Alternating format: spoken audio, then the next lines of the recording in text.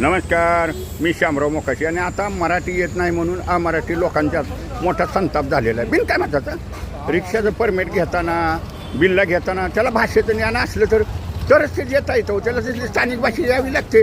आणि इथल्या सुशिक्षित बेरोजगारांनी कुठं जायचं ह्याच्यासाठी हा केंद्र सरकारचा नियम आहे, राज्याचा नियम आहे.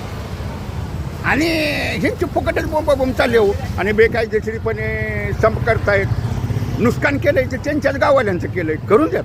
आणि आता न्यायालयात बी गेलेत ना, ही आनंदाची बातमी आहे बरं का, आनंदाची बातमी आहे. जायलाच पाहिजे. आता दूध का दूध, पाण्याचं पाणी होणार आहे. कारण हे प्रकरणच न्यायालयात आहे.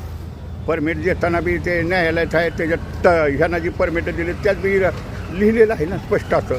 आणि मराठी भाषेचा कायदा करा म्हणून औरंगाबाद खंडपीठानं सुद्धा निर्णय दिलेला आहे. उच्च न्यायालयाचे प्रकरण प्रलंबित आहे. आणि सोक्षमोक्ष तरी लागेल ना, होऊन जाणार न्यायालयात काय व्हायचं ते एकदा. शासनानं सगळ्या प्रक्रिया पूर्ण केलेल्या आहेत. अजून त्यांना 4 महिन्याची मुदत दिलेली आहे. शिकत राहावा, तुम्हाला केव्हा शिकायचं हवा. आणि ह्यांचं वाटोळं कोणी केलं आहे माहिती आहे का, त्या हिंदी भाषिकानेच केलं आहे.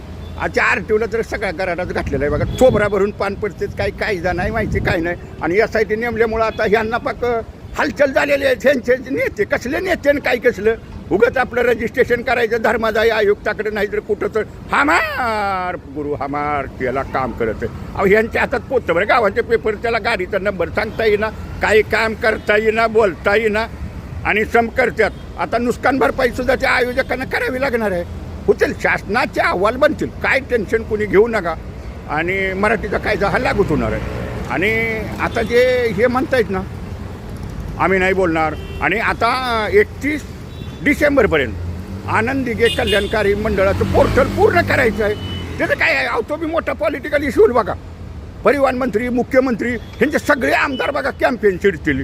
आणि मग ह्यांना कळेल कुठलं UPचं कार्ड आहे, कुठलं काय आहे. आणि मग ते आपोआप सगळं कळत जाईल.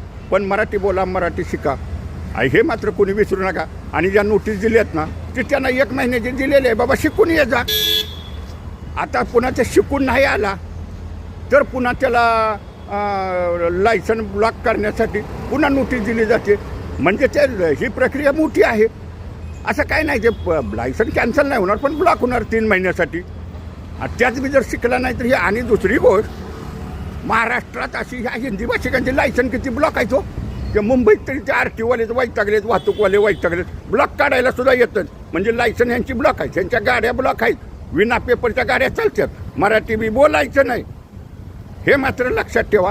कायदाच आता हा होतोय, झालेलाच कायदा होता, अंमलबजावणी आता चालू झालेले. त्याच्यामुळे ह्यांच्या पोटात दुखतं, ह्यांच्या